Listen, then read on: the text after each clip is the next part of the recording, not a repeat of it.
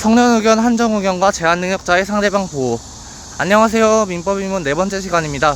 지난 시간에는 제한 능력자 가운데 미성년자를 중심으로 살펴봤습니다. 미성년자는 원칙적으로 법률행위를 할 때 법정 대리인의 동의를 받아야 하고, 동의 없이 한 법률행위는 원칙적으로 취소할 수 있다고 배웠습니다. 오늘은 제한 능력자 제도의 나머지 부분을 공부하겠습니다. 바로 피성년 의견인과 피한정 의견인, 그리고 제한 능력자와 거래한 상대방을 보호하는 제도입니다. 이번 강의에서 가장 중요한 것은 개별 조문을 무작정 암기하는 것이 아니라 제도의 구조를 이해하는 것입니다. 민법은 판단 능력이 부족한 사람을 보호해야 합니다. 하지만 동시에 그 사람과 거래한 상대방의 신뢰와 거래의 안전도 보호해야 합니다. 오늘 공부할 규정들은 바로 이 두 가지 가치를 어떻게 조정하는지 보여줍니다.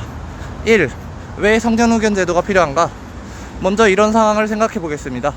성인 A가 질병이나 장애, 노령 등의 사유로 사무를 처리할 능력이 지속적으로 결여되어 있다고 가정하겠습니다. A는 성인이므로 미성년자가 아닙니다. 그렇다고 A가 체결하는 모든 계약을 아무런 보호 없이 일반적인 성인의 계약과 동일하게 취급하는 것도 적절하지 않을 수 있습니다. 그래서 민법에는 성년 의견 제도가 존재합니다. 현재 우리 민법은 사람의 사무 처리 능력 정도 등에 따라 여러 후견 제도를 두고 있습니다. 대표적인 것이 성년 의견과 한정 후견입니다. 여기에 특정한 사무에 관한 지원을 위한 특정 후견도 존재합니다. 오늘은 제한 능력자와 직접 관련되는 피성년 후견인과 피한정 후견인을 중심으로 살펴보겠습니다. 2. 피성년 후견인이란 무엇인가? 민법 제9조에 따르면 법원은 일정한 사유로 인한 정신적 제약으로 사무를 처리할 능력이 지속적으로 결여된 사람에 대하여 일정한 청구권자의 청구에 의해 성년 의견 개시의 심판을 할 수 있습니다. 성년 의견 개시의 심판을 받은 사람이 바로 피성년 후견인입니다.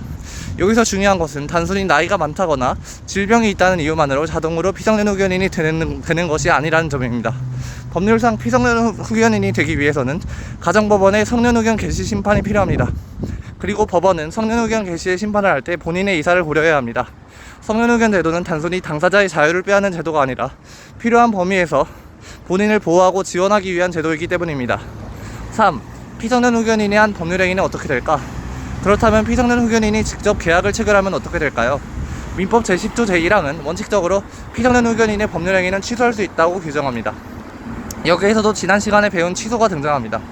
즉, 피성년 후견인이 한 법률행위가 당연히 처음부터 무효가 되는 것은 아닙니다. 취소할 수 있는 행위입니다. 그런데 모든 행위를 취소할 수 있도록 한다면 현실적인 문제가 생깁니다. 예를 들어 피성년 후견인이 편의점에서 음료수를 구입하거나 대중교통을 이용하는 것까지 모두 취소할 수 있다고 하면 일상생활 자체가 매우 불편해질 수 있습니다. 그래서 민법 제10조 제4항은 일용품의 구입 등 일상생활에 필요하고 그 대가가 과도하지 아니한 법률행위는 성년 의견인이 취소할 수 없도록 규정하고 있습니다. 즉, 법은 보호가 필요한 사람의 일상적인 생활까지 불필요하게 제한하지 않습니다. 4. 피한정 후견인은 무엇이 다른가? 이번에는 피한정 후견인을 살펴보겠습니다. 민법 제12조에 따르면 정신적 제약으로 사무를 처리할 능력이 부족한 사람에 대해서 일정한 청구권자의 청구에 의해 법원이 한정 의견 개시의 심판을 할 수 있습니다.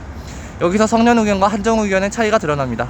성년 의견은 사무 처리 능력이 지속적으로 결여된 경우를 대상으로 합니다.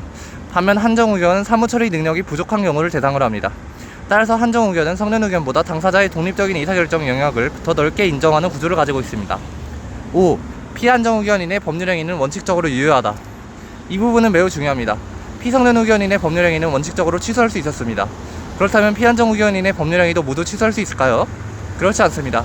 피한정 의견인의 경우에는 원칙과 예외의 구조가 반대에 가깝습니다. 피한정 후견인은 원칙적으로 스스로 법률행위를 할 수 있습니다. 다만 가정법원은 피한정 후견인이 한정 후견인의 동의를 받아야 하는 행위의 범위를 정할 수 있습니다.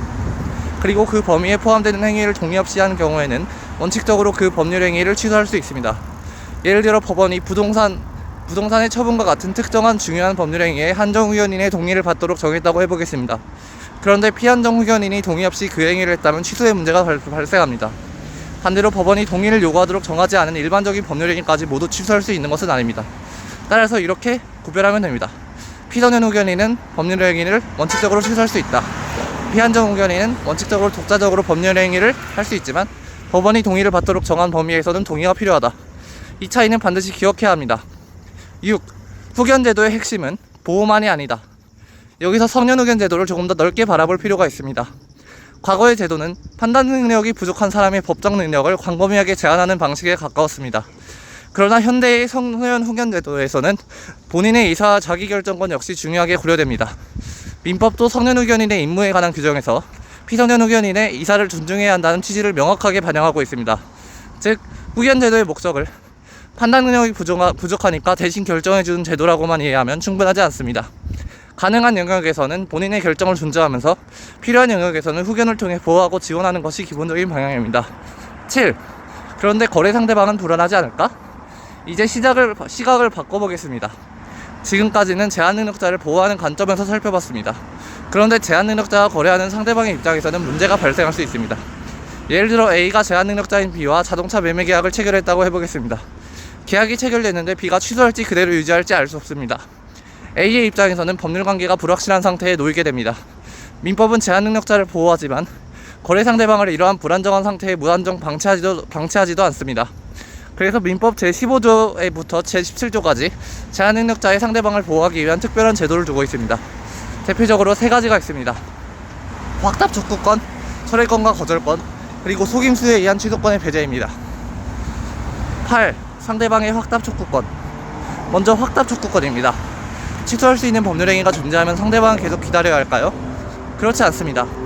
민법 제15조는 일정한 경우 상대방이 1개월 이상의 기간을 정하여 그 취소할 수 있는 행위를 추인할 것인지 확답하도록 촉구할 수 있게 합니다. 쉽게 말하면 이런 것입니다. 이 계약을 유지할 겁니까? 취소할 겁니까? 일정 기간 안에 확실하게 답해주세요. 이렇게 법률관계를 확정할 기회를 상대방에게 주는 것입니다. 다만 누구에게 촉구했는지, 그 사람이 어떤 상태인지에 따라 기간 내에 확답이 없을 때의 법적 효과가 달라질 수 있습니다. 따라서 시험에서는 단순히 기간 내에 답변하지 않으면 항상 추인한 것으로 본다 라고 외우면 위험합니다. 예를 들어 제한능력자가 능력자가 된 후 그 사람에게 확답을 촉구했는데 정해진 기간 안에 확답을 발송하지 않으면 그 행위를 추인한 것으로 봅니다. 반면 법정 대리인 등에게 촉구하는 경우에는 주문의 요건과 효과를 별도로 확인해야 합니다. 핵심은 상대방에게 법률관계의 불확실성을 해소할 수단을 제공한다는 것입니다. 9. 철회권과 거절권. 두 번째는 철회권과 거절권입니다.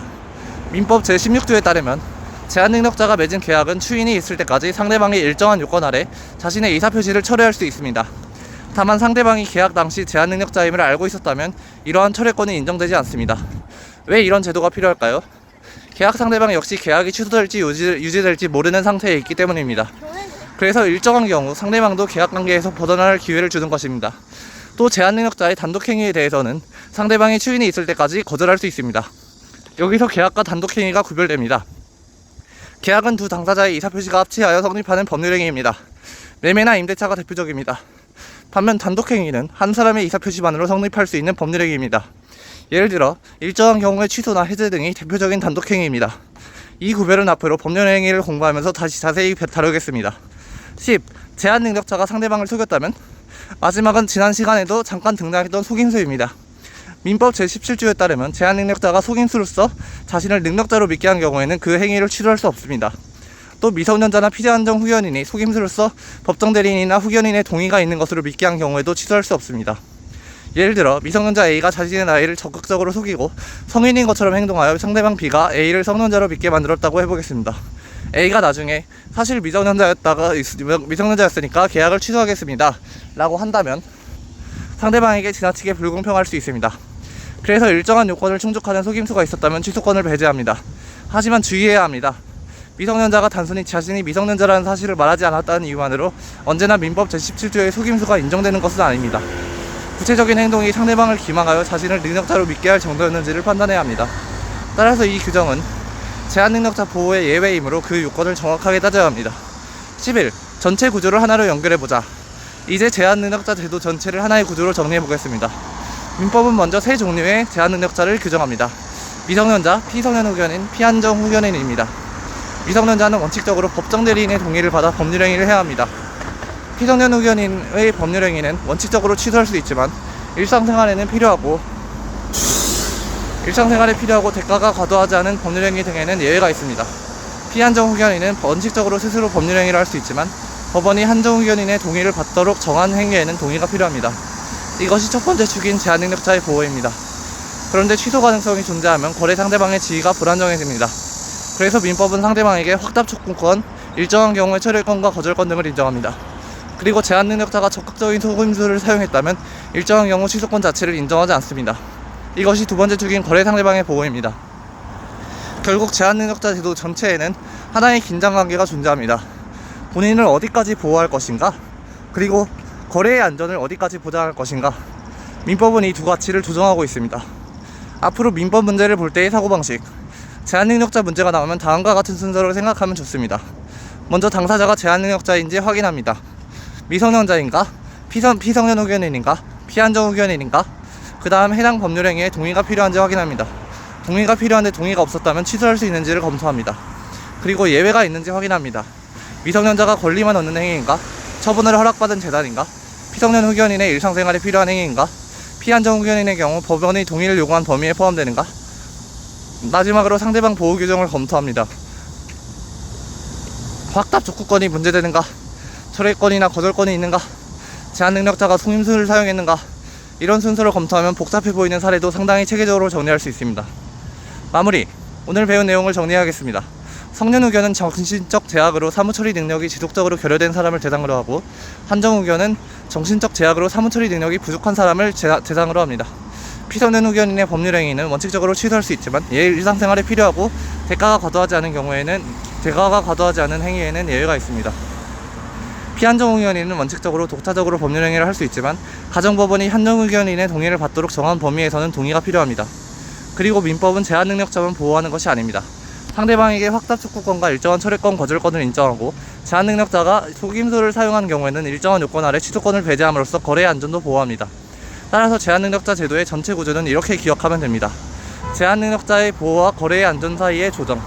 지금까지 우리는 민법상 사람이 어떤 경우에 권리의 주체가 되고 어떤 경우에 독자적으로 법률행위를 할 수 있는지를 공부했습니다. 다음 시간에는 새로운 주제로 넘어가겠습니다. 사람이 오랫동안 사라져 생사를 알 수 없다면 그 사람의 재산은 어떻게 관리할까요? 그리고 언제 법적으로 사망한 것으로 취급할 수 있을까요? 다음 강의에서는 부재자와 실종 선고를 공부하겠습니다. 감사합니다. 도움이 되셨다면 좋아요, 구독을 눌러주세요.